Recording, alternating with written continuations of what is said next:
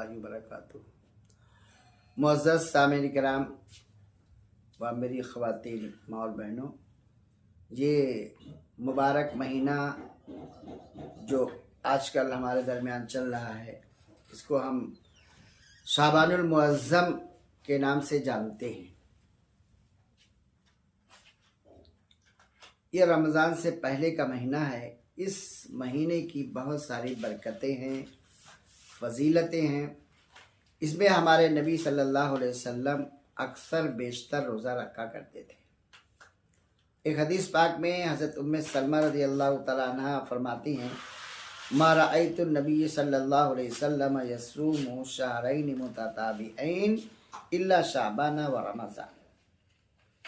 हज़रत उम्मे सलमा रज़ी अल्लाह तआला अन्हा फरमाती हैं कि मैंने नबी सल्लल्लाहु अलैहि वसल्लम को मुतवातिर 2 महीने रोज़ा रखते नहीं देखा सिवाय शाबान और रमज़ान के।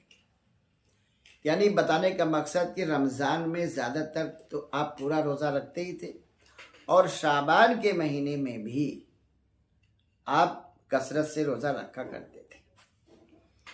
और सहाबा से फरमाया भी करते थे कि भाई देखो, इसके बाद एक महीना आने वाला है रमज़ान का, जो निहायत बाबरकत फजीलत वाला महीना है, इसलिए उसकी आदत बनाने के लिए आप सल्लल्लाहु अलैहि वसल्लम शाबान के महीने में भी कसरत से रोज़ा रखा करते थे। यहाँ तक कि सहाबा से फरमाया करते थे कि इसलिए मैं इस महीने में ज़्यादा रोज़ा रखता हूँ क्योंकि आंदा महीना जो है रमज़ान का महीना है, उसमें पूरे महीना हमें रोज़ा रखना है ताकि हमारी आदत बन जाए।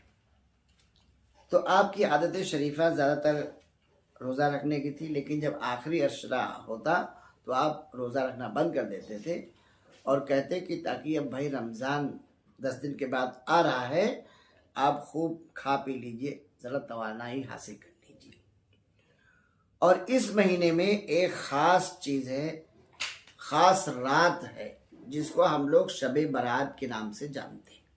आज हमारे माहौल में जो असली इबादत हमको करनी थी इस शब में, वो हम लोग छोड़ देते हैं और रस्म व रवाज में पड़ जाते हैं। शब बारात, शब के माने आते हैं रात, बारात के माने छुटकारे।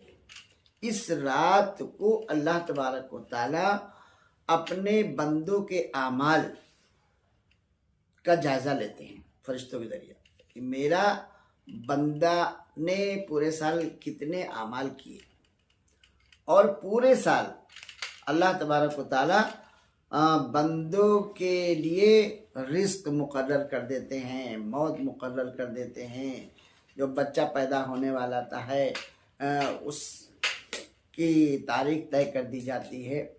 गर्ज़े की इस रात में पूरे साल के आमाल बंदों के अल्लाह के सामने पेश किए जाते हैं और फिर अल्लाह तबारक व तआला पूरे साल का जो है बजट बंदों का पेश करते हैं और बंदों के नाम आमाल में लिख देते हैं कि बंदा इस साल में क्या कमाएगा, क्या खाएगा, कौन बीमार होगा, किसकी मौत आएगी, किसकी ज़िंदगी होगी।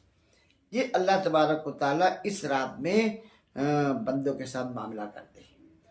तो नबी सल्लल्लाहु अलैहि वसल्लम ने फरमाया कि जब मेरे उम्मतियों के अमाल इस रात में पेश होते हैं तो मैं चाहता हूँ कि जब मेरे उम्मती के अमाल अल्लाह के सामने पेश हो तो मेरा हर उम्मती रोज़ेदार हो और दिन का रोज़ा रखने वाला हो। एक हदीस में है, इज़ा कान लैलतुन निस्फ़ मिन शाबान फ़क़ूमू लैला वसूमू यौमहा फ़इन्नल्लाह तबारक व तआला युनज़िलु फ़ीहा लिग़ुरूबि शम्स इला समाई दुनिया फ़यक़ूलु अला मिन मुस्तग़फ़िरिन फ़अग़फ़िरु लहू अला मिन मुस्तग़ज़िक़िन फ़अरज़ुक़हू अला मिन मुब्तलान फ़अआफ़ीही अला कज़ा हत्ता युतला अल फ़ज्र।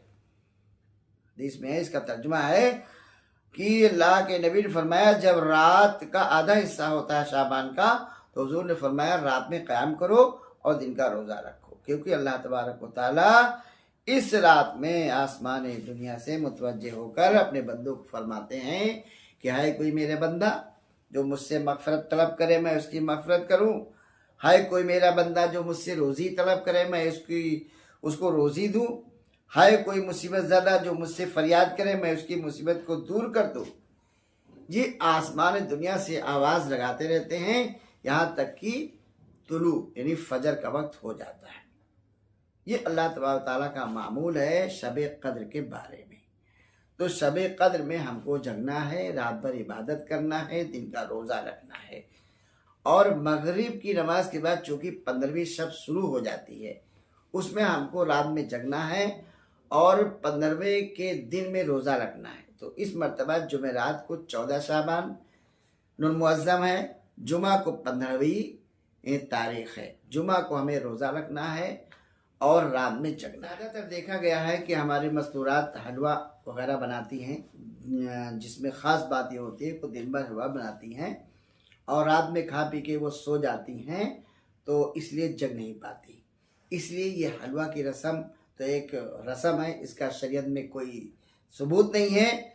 बस हमें दिन में रात में जगना है और दिन का रोज़ा रखना है। ये हमारे नबी करीम सल्लल्लाहु अलैहि वसल्लम का मामूल मुबारक था, यही हमें करना है। अस्सलामु अलैकुम व रहमतुल्लाहि व बरकातुहू।